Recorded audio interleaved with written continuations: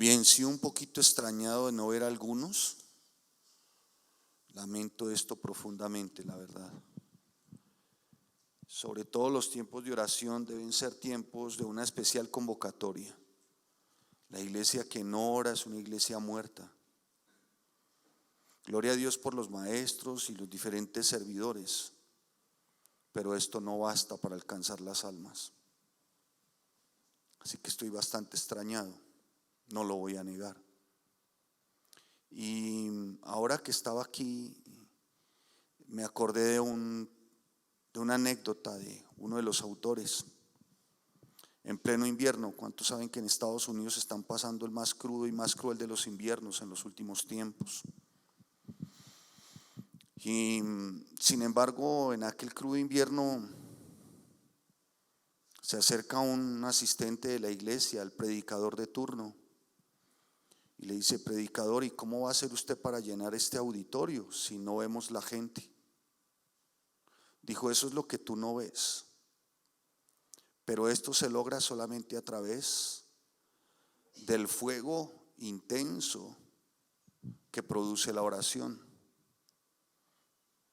El joven quedó un tanto extrañado y dijo: pero no veo a nadie orando. Dijo: no te afanes, que la caldera de nuestra iglesia se encuentra en el sótano. Y él pensó que era realmente una caldera. Y entonces al imberbe y joven, también estudiante de aquella época, le dijo: descendamos. Y descendió. Y cuando se dio cuenta, en el sótano de esa iglesia habían 200 personas orando. Esa era la caldera. Lamento profundamente, la verdad estoy muy extrañado de no ver a quien uno piensa que debe estar. Mas sin embargo perseveramos en este andar y en este caminar. La iglesia que no tiene encendida su caldera condena las almas al frío eterno de la condenación. Y tenemos que orar, hermanos. Esto sin oración, hermanos, podremos tener el mejor auditorio, que esperemos no sea así el mejor, sino los mejores salones, podremos tener la mejor enseñanza, podremos prepararnos, pero si no oramos, no alcanzamos a nadie, hermanos. Por eso es tan importante, hermanos, y voy rápidamente a uno de los textos que me llama poderosamente la atención y al que yo he denominado el último de los profetas. Para mí, para otros seguramente sea Malaquías. Para mí el último de los profetas se llama Juan el Bautista. Y Juan el Bautista, en Lucas capítulo 3, versículo 8 al 14, abra su Biblia, Mateo, Marcos, Lucas.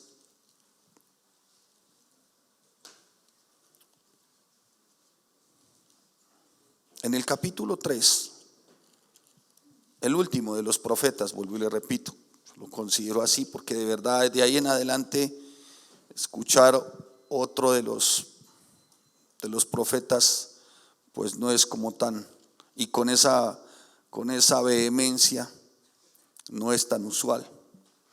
Y dice el profeta, ciertamente refiriéndose a algunos y a aquellos que de alguna manera se presentaban y que salían para ser bautizados por él.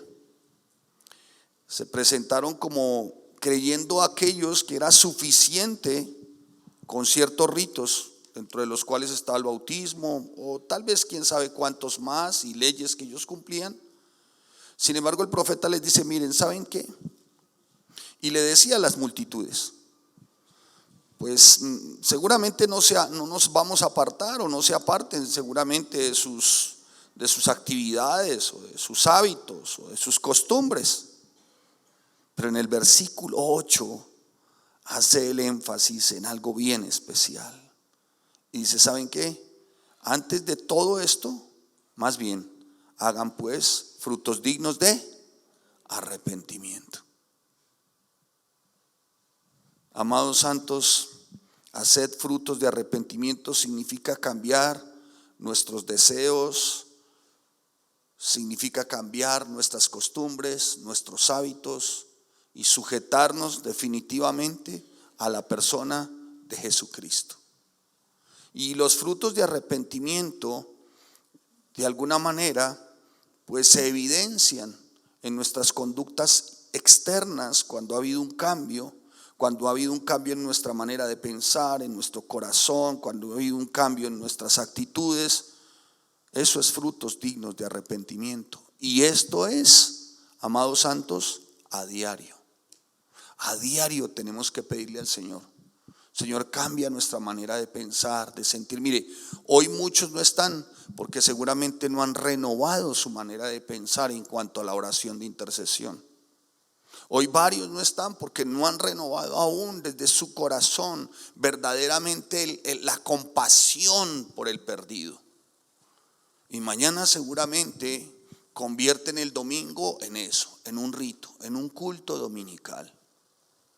Y hermano, a través de un culto dominical, nosotros no ganamos y alcanzamos las almas solamente a través de un culto dominical. Es también a través de la oración. Razón tenía el salmista cuando en el Salmo 1 dice el salmista lo siguiente. Abra su Biblia ahí en el Salmo 1.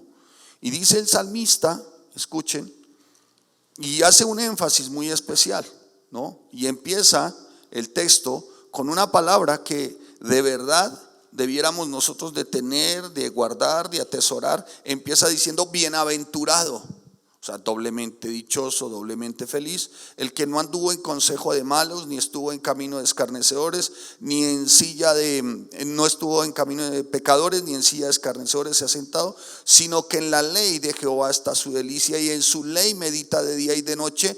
Y en el versículo 3 dice: será como un árbol plantado junto a corrientes de agua, que da fruto. Y ya vimos cuál es el fruto. ¿Sí vimos el fruto? ¿Cuál es el fruto? Quien está plantado verdaderamente en los principios y en las verdades eternas, dice aquí, el que está plantado en la ley, en la que medita de día y de noche, aquel que considera que la ley del Señor su Dios es su delicia, ese es bienaventurado. Ese es el que da fruto en su tiempo y su hoja no cae, y todo lo que hace prosperará. Pero el fruto digno, que nunca se nos olvide, iglesia, es el fruto digno de arrepentimiento. Y la iglesia lo necesita todos los días. Que el Señor nos guarde de ser como los fariseos de la época de Juan el Bautista. Y no les mencioné el resto porque pues a veces hasta la misma Biblia y el mismo evangelio es tan directo que uno como que queda tan asombrado y dice: eso será para mí. Es para todos. Y Juan el Bautista menciona ciertamente que aquellos que tienen solamente este ritualismo se convierten en eso, en simplemente ritualismo, en simplemente apariencia. Y la iglesia no debe ser así, hermanos. Por eso bueno sería que ustedes, muy juiciosa, gentil y amorosamente, al hermano que mañana vean y que notaron que no estuvo hoy acá, le digan: mire, lamentamos mucho el que usted no nos acompañe en tiempo de oración, porque yo aprendí un principio desde chiquito espiritual y les voy a decir cuál es. Si queremos alcanzar las almas, sin equipo no hay conquista. Guárdelo, escríbalo. Y usted hace parte de este equipo. ¿Y sabe para qué fue llamado este equipo? Para cumplir una misión. ¿Y sabe cuál es la misión de este equipo? Alcanzar almas, alcanzar al perdido. Por eso les digo, estoy bastante extrañado de no ver a los que debiera de estar viendo. Y cuando hay una convocatoria de oración, hermanos, tenemos que acudir, y hay que acudir. Primeramente fue porque era las 5, era muy temprano. Seguidamente que no, después del 13 o del 14, porque ya algunos llegan de vacaciones. Después que no, que a las 6 porque es como mejor. Alguien dijo: no, 6:30 porque es que a las 6 estoy desayunando. Hermanos, no, ¿qué más hacemos? Díganme ustedes, amados. Nuestra oración de intercesión era todos los martes 5 de la mañana, presencial. Llovía, tronaba, con un embarazo, una panza así, 2 hijos, termo, coche. Y esta iglesia se fundamentó ciertamente en la oración, y ustedes lo saben que oramos todos los días 5 de la mañana. Entonces, hagamos de este tiempo la caldera. Amén. Que aunque la sociedad viva en la frialdad de lo inmoral y el perdido viva en la frialdad de su naturaleza caída, que ojalá encuentre una esperanza en una iglesia que cuenta con una caldera llamada oración. Amén. Así que vamos a orar en este tiempo por arrepentimiento.